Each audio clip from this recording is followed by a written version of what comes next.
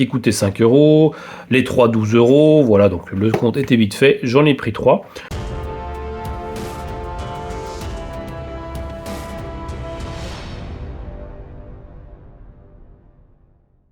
Bonjour à toutes et bonjour à tous et bienvenue dans cette nouvelle vidéo d'achat avec évidemment des pépites venues du monde entier, pas forcément du monde entier mais plutôt, allez, on va dire Europe.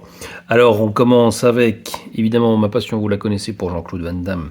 J'ai déniché au Comic Con Bruxelles, donc ils ont fait le salon Comic Con à Bruxelles dernièrement. Il y avait donc comme invité prestigieux Jean-Claude Van Damme.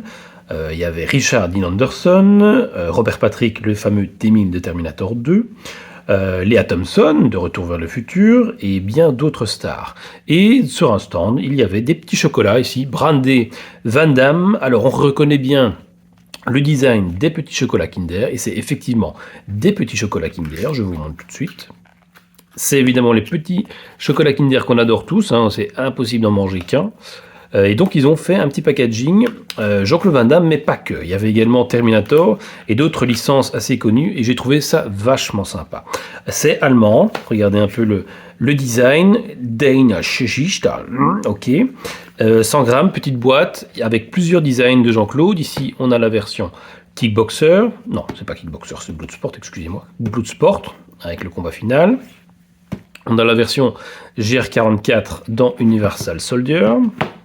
Et il y a encore une version ici Van Damme en mode Bloodsport dans une des affiches qui avait été lancée à l'époque. Moi j'ai la VHS de Bloodsport édition belge avec ce design là. Il y avait également le design Jean-Claude dans Cyborg, mais voilà, Cyborg c'est pas un de mes préférés, donc je l'ai pas pris. Le paquet coûtait 5 €, les 3 12 €, voilà, donc le compte était vite fait, j'en ai pris 3. Ça va finir dans la collection, hein. Bon, les chocolats on va les manger évidemment, mais les petits packaging comme ça de manière originale, je pense que c'était impossible de ne pas craquer. Je trouvais ça tellement mignon avec le petit nom Kinder en mode Van Damme. Voilà donc pour ces petits chocolats trouvés au Comic Con à Bruxelles. Au Comic Con à Bruxelles, il y a quoi? Il y a des autographes, il y a des séances de photos, il y a des petits stands où on peut acheter évidemment plein de petits jouets. Et dans ces séances photos, il y avait quoi? Il y avait évidemment les shootings professionnels faits avec les stars, notamment Jean-Claude Van Damme qui était présent. Bon, ça c'était quand même 200 € pour faire une photo, à savoir que c'est à la chaîne, hein, donc c'est bonjour, check, au revoir. Bonjour, check, au revoir. C'est vraiment dans ce style-là.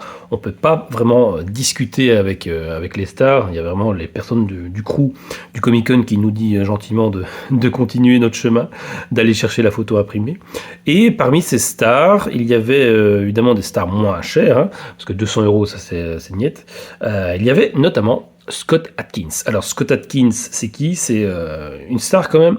Bon, c'est un second rôle, même s'il a des premiers rôles, c'est plutôt un second rôle dans le cinéma d'action. Et il nous a sorti quand même des grosses pépites, notamment la saga Undisputed, à partir du 2. Il y a le 2, le 3, le 4, où il donne vraiment des performances assez incroyables. Il a fait 2 films ninja aussi, avec un premier rôle. Il a joué dans Expendables 2. Il a joué un méchant dans John Wick 4. Donc voilà, c'est quand même pas une petite pointure. Et il était présent au salon. Et lui, la photo, c'était 50 €. Alors 50 €, voilà, on se dit, on hésite un petit peu. Puis on se dit, allez, c'est quand même une fois dans sa vie. Donc on y va et on fait la photo. Et la voici. Donc le gars, super sympa. J'ai un peu discuté avec lui. Donc lui, il était quand même plus disponible que Jean-Claude Van Damme. Et donc je lui ai posé la question s'il allait faire un Undisputed 5, Undisputed 5, et malheureusement sa réponse était assez catégorique. Je suis trop vieux pour ça. C'est ce qu'il m'a dit. I'm too old for this. Ok. Donc nous ne verrons pas un Undisputed 5, en tout cas pas avec lui en star principale, parce qu'évidemment je pense qu'il a près de 50 ans quand même, Scott Adkins. Mais voilà, personnage assez sympathique, ouvert. On a fait un petit autographe aussi à la fin. Bon, l'autographe aussi c'est payant, hein, ça faut le savoir. C'est pas la photo 50 et l'autographe 50. Hein, c'est vraiment le total 100. Donc autographe 50, photo 50. Voilà. Et après des hésitations, mon frère m'a quand même convaincu de se dire que voilà, c'est une fois dans sa vie, je le reverrai plus. Ça fait un beau souvenir parce que Scott Adkins quand même, je pense qu'il est arrivé avec 20 ans de retard, mais il aurait pu être le nouveau Van Damme, avec un beau charisme, des beaux coups de pied, Il avait tout ce qu'il fallait. Malheureusement, la mode des films d'action de combat n'était plus là. Et donc, voilà, il est plutôt coltiné à des rôles d'action, mais voilà, moins populaire en tout cas. Mais voilà pour Scott Adkins, grand personnage ici que j'ai découvert et rencontré au Comic-Con à Bruxelles. Au Comic-Con, il y avait donc des petits stands de petits jouets, de figurines en tout genre, de vieux magazines, de vieilles brochures, des affiches de films. Vraiment le geek market, comme ils s'appelaient. Et fans de petites figurines bien sympathiques, bien mignonnes. Pas trop grandes, voilà. Il ne faut pas que ce soit trop imposant dans la maison. J'ai craqué pour ce petit Gremlins ici, Mohawk. Regardez un peu comme il est. Il est assez sympa dans le détail. Et ça m'a même pas coûté 10 €. Voilà, pour des petits jouets comme ça, neufs, même pas 10 €, je trouve voilà, c'est assez intéressant. Je ne connaissais pas les Bendy Figs mini. Il y en a 3, il y avait Gizmo, mais Gizmo je le trouvais vraiment pas ressemblant. Non, il ne me tentait pas. Et alors le Stripe, je crois que c'est le chef, ou l'Intello, je crois que c'était ça. Donc il y en avait 3. Bon, j'ai pris celui qui me paraissait le plus méchant, parce que j'avais déjà un petit Gizmo dans une autre collection. Voilà, donc pour ici la petite figurine Mohawk de Gremlins. On a évidemment du Blu-ray avec le film Les Pilleurs qui est ressorti en édition Blu-ray. Donc moi je n'avais évidemment que l'édition DVD. Film quand même très très efficace de Walter Hill. Walter Hill qui nous a amené quand même des grosses pépites, notamment 48 heures évidemment avec Eddie Murphy et Nick Nolte. C'est un bon faiseur de cinéma d'action américain. Et ici avec Les Pilleurs, il nous raconte vraiment l'histoire de deux gars qui sont à la recherche d'un trésor et malheureusement ils vont tomber sur des règlements de compte entre gangs et donc évidemment ça va être des fights à n'en plus finir, une bonne dose d'action qui ne s'arrête jamais et vraiment Walter Hill a fait du super beau boulot. Donc on va déballer ça ensemble. Bon, c'est un amarré assez simple, Bon, heureusement on a la petite boîte noire.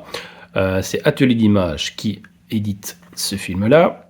Qu'est-ce qu'on a? Alors, on a des bonus, ça c'est sympa, des reportages, des entretiens, bandes-annonces, les coulisses, bon, tout ce qu'il faut. Niveau langue, français, anglais, DTS, HD Master Audio 2.0, et on a des sous-titres français. Le film dure 1h41.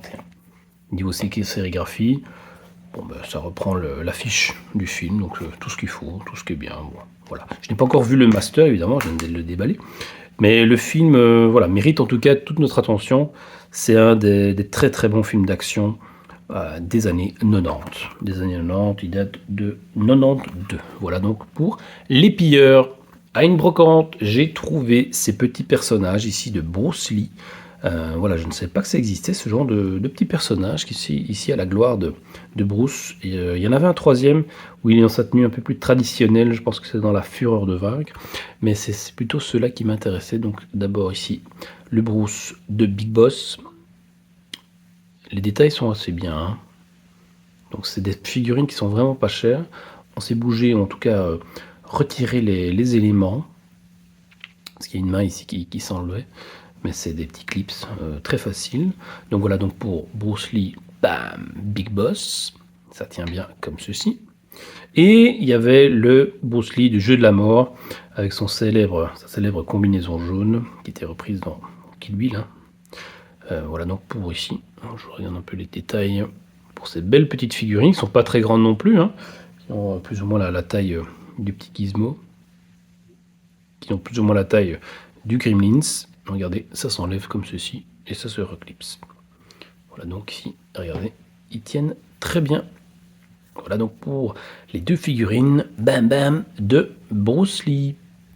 Une BO d'un film que j'adore qui s'appelle Wrong Turn, Détour mortel en français, avec la magnifique, que dis-je, la sublime Elisa Dushku. Alors ici c'est une édition donc Varèse Sarabande, donc c'est la composition avec 19 pistes. C'est une musique composée par Elia Kmiral. Donc c'est des musiques d'ambiance. Donc j'ai écouté ça dans la voiture, c'est parfait pour Halloween. C'est parfait pour Halloween pour l'année prochaine, parce que ça vient de passer. Mais voilà, il n'y a pas de thèmes vraiment qui ressortent, qui restent dans la tête, mais voilà, ça fait vraiment le job avec des gros jumpscares, vraiment des musiques qui m'ont même fait penser un peu à Psycho, à Bernard Herrmann. Donc il doit avoir des petites influences. Donc ici on a la petite sérigraphie qui est toujours sympa. C'est pas seulement un simple CD miroir. Sarabande, avec la belle Elisa. Bref, parfait pour mettre une ambiance qui fait peur dans la maison ou dans la voiture. Voilà donc pour Wrong Turn en CD. Alors il y a les magazines également, la 7e Obsession avec les hors-séries qu'ils proposent. Et ils ont lancé une superbe cover ici. Moi j'étais amoureux d'abord de la cover avec une belle illustration de Steven Spielberg représentant toutes ces créations, hein, Les Dents de la Mer, on a E.T., on a Duel évidemment, dont le Blu-ray au 4K, j'hésite, va sortir très très vite. Je crois que c'est le 4K qui va sortir fin du mois de novembre. Indiana Jones, E.T., voilà. Donc, que l'on, bon, je sais pas ce qu'il fait là. J'imagine qu'il a peut-être fait un scénario, mais ça on va en apprendre évidemment dans ce livre-là. Donc 1969-1982, naissance d'un phénomène.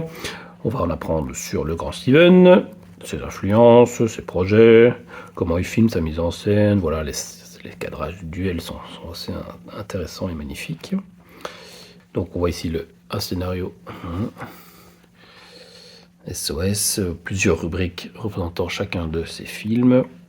On a tous, je pense, un film préféré de Steven Spielberg.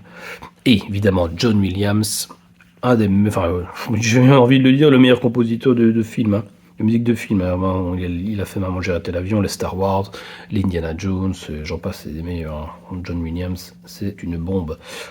Voilà donc pour ce hors-série qui mérite toute sa place dans une bibliothèque dédiée au cinéma. Regardez un peu cette cover comme elle est belle. Voilà donc pour la 7e Obsession sur Steven Spielberg. Sans transition, avec évidemment encore un petit lien à Steven Spielberg. Je pense qu'il a tellement une grande influence avec des films tellement cultes que chaque fois on y revient en fait à Steven Spielberg.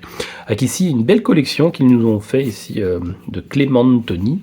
J'avais acheté il y a quelques mois ou quelques années le puzzle de 500 pièces de Retour vers le futur, et j'ai découvert qu'ils avaient fait d'autres films, notamment ici Jaws. Donc c'est un puzzle de 500 pièces représentant l'affiche originale du film. La chose intéressante, c'est que la boîte du puzzle est une VHS. Et je vais vous montrer ça tout de suite, on va le déballer ensemble. Et le voilà déballé. Donc, regardez un peu, ça s'ouvre comme une VHS. Il y a le nom Jaws sur la face avant, sur la tranche, sur le côté. Bon, ça, qu'ils auraient dû quand même un peu le personnaliser plutôt que le mettre comme ça. Maintenant, voilà, je chipote un peu. Donc, ça fait vraiment penser au VHS Box que lance ESC. Donc, regardez un peu. Nous avons le puzzle. Et en général, voilà, on a une petite carte. Voilà, une petite illustration, une petite photo ici qui représente... Parce que c'est toutes les petites diapos. Ouais, petit film, ok.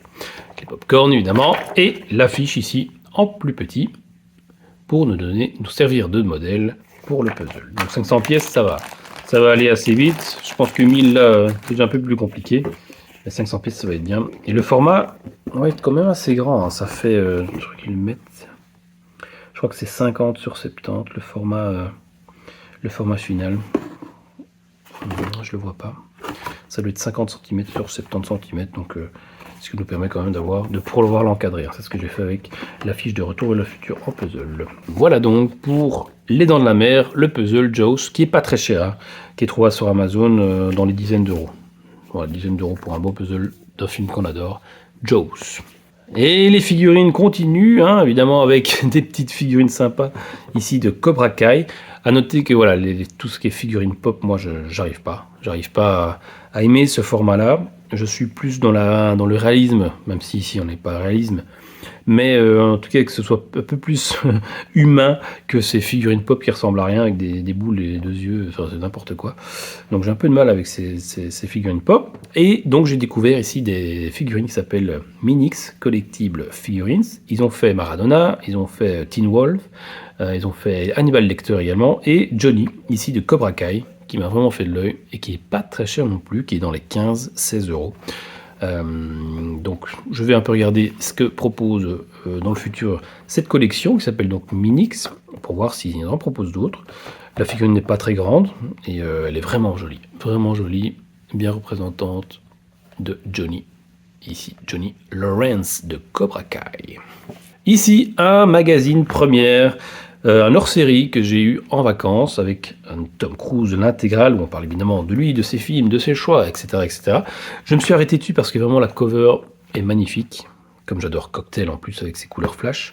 Ici, le fluo reprend tout son sens. C'était vraiment un très très bel objet. Je n'ai pas encore lu tout ce qu'on raconte sur la mi-tome. Ah, ici, c'est Rôle fétiche évidemment, avec Dustin Hoffman dans Rain Man, avec son ex-femme. Bon, il y a 2 posters, Top Gun Maverick et on a Top Gun le premier. Ok. Archives, Tom Cruise, où il est dans ses premiers rôles. Mais bon, on dira ce qu'on voudra, Tom Cruise est quand même une idole. Je pense qu'on peut pas passer à côté, même si j'aime pas tous ces films. Hein. Ici, Minority Report, je crois que c'était ça. J'accroche pas, mais la plupart, j'accroche. Là, tiens, ils ont fait Universal Soldier en titre. Ok. Bon, Tom Cruise, quand même. C'est un des masters dans son genre, que ce soit dans l'acting ou dans la cascade, évidemment. Et on attend, évidemment, la suite de Mission Impossible, parce qu'il l'a fait. Le projet arrive bientôt, même s'il a été retardé. Bon, nous verrons bien. Et voilà, c'est ici que s'arrête cette vidéo d'achat. Je vous souhaite une excellente journée. N'hésitez pas à commenter, partager. Et on se retrouve très bientôt pour une prochaine vidéo. Ciao, ciao.